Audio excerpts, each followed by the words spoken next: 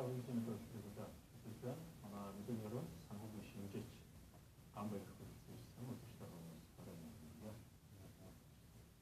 다 엘픈 카운터 활성 평가는 카운터 그런 거로 저도 생각한 거의 이런 좀 어떤 것이 이제 각종 다 아마 자동으로 좀 하고 있습니다.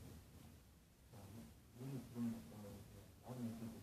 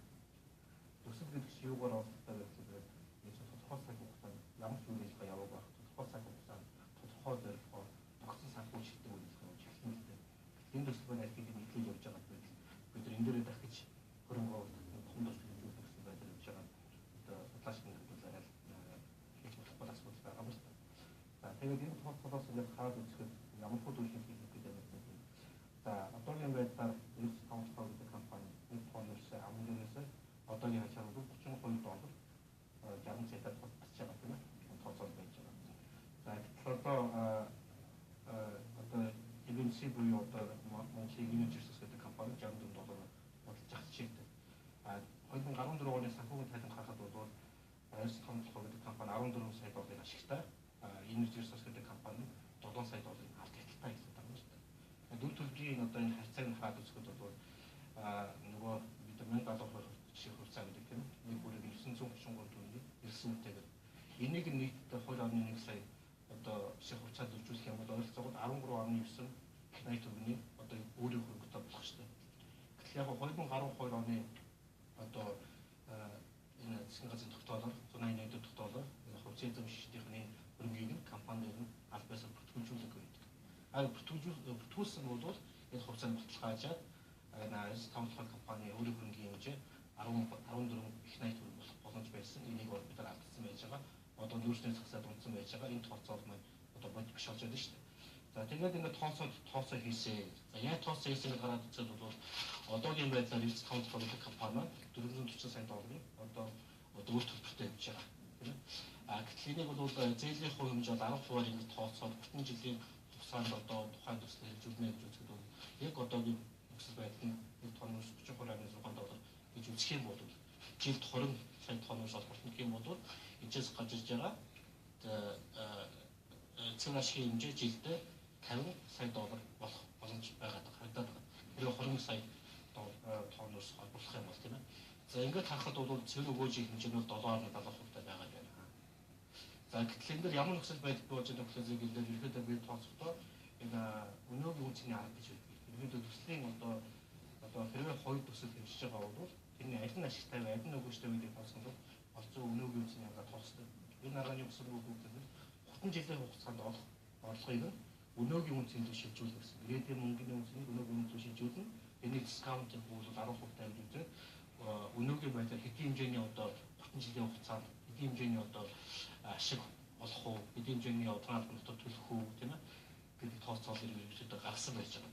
За тэгээд одоо энэ төслийн компани гаргасан одоо засгийн газар хөрөнгөний тооцоол дээр бол нэг тонн $85-аас одоо $100 хооронд байж хахад нийтдээ 1.7 тэрбум төгрөгийн одгаалбан доторыг 30 жилийн хугацаанд төлнө гэж байна. Энийг хүчтэй хаваад үзэхлээр нэг жилдээ 57 сая төгрөгийн одгаалбан дотор төлөх юм байна. За гэтэл бол нэг жилдээ бол 230 сая одоо долларын одоо цэвэр ашигтай ажиллах гэж үзэхэд энэчнээс анхны хөрөнгө оруулалт $4 тэрбум байгаа бол нөгөө өнөөгийн цэвэр үнц нь болохоор багасаад 1.8 тэрбум доллар хасагтай гарч байгаа. Энэ юу гэжсэн дүнс гарах гэдэг нь гэхээр хэдийгээр бид 4 тэрбум долларын хөрөнгө оруулалт хийгээд энэ засгийн газрын мөргөн байршил тооцоолоод харахад бол энэ төсөл маань бид анхны хөрөнгө оруулалт боломж байхгүй. Хэдийд нөхөх хүүхдэд магадгүй энэ долларын 1 тонн өрсний ханш тонн 160-аас 190 доллар болсон цагт л анхны хөрөнгө оруулалт нөхөх боломжтой. Тэгэхээр энэ гэрээ маань бол 30 жилийн хугацаатай биш юм байна. Өсвөсөд үргэлжлэх юм байна гэсэн тооцоол гарч байна.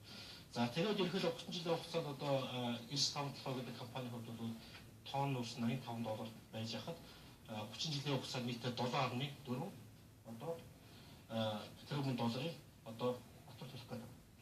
За жилийн хугацаанд болж байгаа орлогын хөтөлбөрийн хэмжээгээ хараад байхад бол одоо орлогын хөтөлбөрийн хэмжээ бол энэ гарахгүй байна.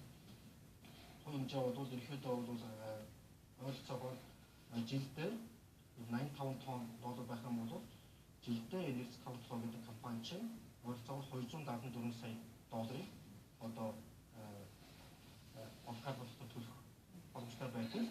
Нөгөө төслийн компани жилдээ дөнгөж 57 сая долларын орлогын төлөх болчиход байгаа юм л тооцоолж санаа явж байгаа. Энэ дээр скрап байх шүү дээ. Эрдэнэ санхүү компаниас дохин болгонд хувьцаа эзэмшиж байгаа шүү дээ, тийм ээ. За энэ хэсгээ та тайлбарлаж тэрний дараа таны. За ингээд тооцоолоод ингээд одоо өнөөгийн цэнээр харьцуулаад тооцоолоод үзэхэд тийм ээ. Ерөнхийдөө бол бид нар яаж байсан ингээд 4 тэрбум долларын одоо хөрөнгө оруулалт хийгээд ингээд 30 жилдээ бол төслийн компани олох өгөөжийн хувь хэмжээ бол 95-аас харьцангуй бага байх гэсэн энэ тоо гараад байна. Тухайлбал магадгүй маргааш нэг тонн өрсний хүн 85 доллар болоо гэхэд бол яг одоогийн ажиллаж байгаа хүчин чадвараа нэмэгдүүлээд энэ санхүү гэдэг нь өөрсдөө задлах байгаа шүү дээ. Уран үндэсний албаны компани эзэж байгаа. Нэг тонн өрсөнд гарч байгаа баг инглиш стандартын ойролцоогоор 30 доллар байгаа. 2.5 долларын одоо маржин буюу цэвэр шиг нэг тонноос олох боломж байгаа юм л да. Эрдэнэ санхүү компаниас Монгол Улсын иргэн бүр 1070 шиг хувьцаа эзэмшиж байгаа. Таны саягийн тооцооллын хэсгээс харах юм бол за нөгөө нийт хувьцааны 15% хэвээр үлдээлтэй гэхэд 1 жил болоод 30 жилд нь юу хэдийн хэмжээний ногдлаш өгнө гэж таныхаар тооцсон байсан бэ? За энэ дээр яг ямар байдлаар гарсан бэ гэхээр магадгүй одоо хэрвээ 1 жилд тийм ээ 85 доллар байж байхад 1 жилд тухайлбал одоо цэвэшгийн хувь хэмжээр одоо 1 тэрбум доллар байгаа тохиол энийг 2.1 сая процент хэмжээхэд хонох байхад 1% хэмжээр ойролцоогоор 520 гаруй төгрөгийн ногдлаш тарах боломжтой биш санхүү компани жил болно. Хэрвээ одоо төслийн компани хувьд гэх юм бол дөнгөж 109 төгрөгийн ногдлаш тарах боломжтой. Өөрөлдвөл 5 дахин илүү ногдлаш тарах боломжийг бис авах боломж. Энэ бий болгоод байна л да.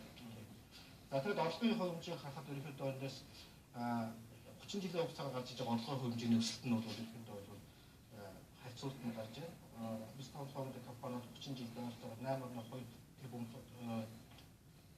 тэрбум долларын одоо орлогын дотор 30 жилийн хугацаанд бусад төлөх боломжтой байна. Нөгөө талаас төслийн компани ойролцоогоор 1.7 тэрбум долларын одоо орлогын дотор төлөх боломжтой байна. Одоо харьцуулт нь бол бас маш их зөрүүтэй гарч ирж байгаа тооцоо байж байгаа.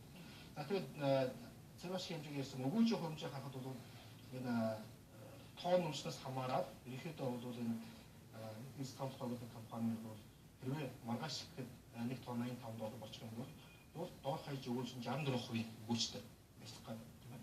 Энэ бол төслийн компани бол одоо 4% өгөөжтэй ажиллах гэдэг нь маш бага үзүүл харагдаад байна л да. Тэгэхээр яг өнөөдөр эдийн засгийн нөхцөл байдлыг хараад үзэхэд хөрөнгө оруулалт хэрэгтэй. Гэхдээ энэ бол цаг хугацаатай холбоотой асуудал гараад байна. Хэрвээ долларын үнэ өсөж иж энэ төслийн компани ашигтай ажиллах гэдэг шүү дээ. Долларын үнэ өсөхгүй бол төслийн компани алдагтай хэвээр ажиллах гэдэг нь одоо гол дүгнэлтийг бий болгож байна. Хонконгийн хөрөнгөний биржээр хувьцаа гаргасан MMC компани санхүүгийн өнөөгийн төлөв байдал та ямар түн шинжилгээ өгч байна? За өнөөгийн төлөв байдал бид нар харахад бол нийт хөрөнгөний хэмжээ 1.6 тэрбум доллар байж байгаа тийм ээ хөрөнгөний хэмжээ. Энэ чинээс одоо богино боломжтой хугацаанд төлбөр 1.2 тэрбум долларын үр төлбөртэй байж байгаа. Энэ дэр ямар нөхцөл байна вэ гэхээр энэ бол өөрсдөө 2012 онд MMC гэдэг компани 600 сая долларын одоо нөхд буюу өрийн бичиг гаргасан байдаг юм л да. Тэгэхдээ энэ өрийн бичгээ одоо төлбөрөө одоо 2017 онд төлөх ёстой. Хэрвээ 17 онд төлж барагдуулахгүй бол энэ компани MMC-ийн охин компани Energy Resource гэдэг компани барьцаанд байгаа. Үсвсэйг нөгөө нэг бидний том тус дээржүүлэх гэдэг Energy Resource орчих юм бол том тустайгаа бид нар энэ одоо компани алдах тийм эрсдэл бий байгаа учраас энэ нэлээд болгоомжтой ажиллах хэрэгтэй. Ялангуяа одоо ашигын хувь хэмжээ, өгөөжийн хувь хэмжээ ийм их зөрүүтэй байж байгаа тохиолдолд бидний хувьд бол энэ бол тийм оновчтой хөрөнгө оруулалт биш байх гэж үзээд байна л да. За тэр үзэгчтэй манай мэдээний өрөөнд санхүүгийн шинжээч Ганбаяр ажиллаа. Эрдэнэс томлогоо үзэх компани болон за томлогоо оруулалт хөрөнгө оруулахаар сонгогдчиход байгаа төслийн компани хоёрын ирээдүйн үр ашиг өгөөжийн талаар харьцуулсан судалгаагаа та бүхэнд танилцууллаа. Баярлалаа. За.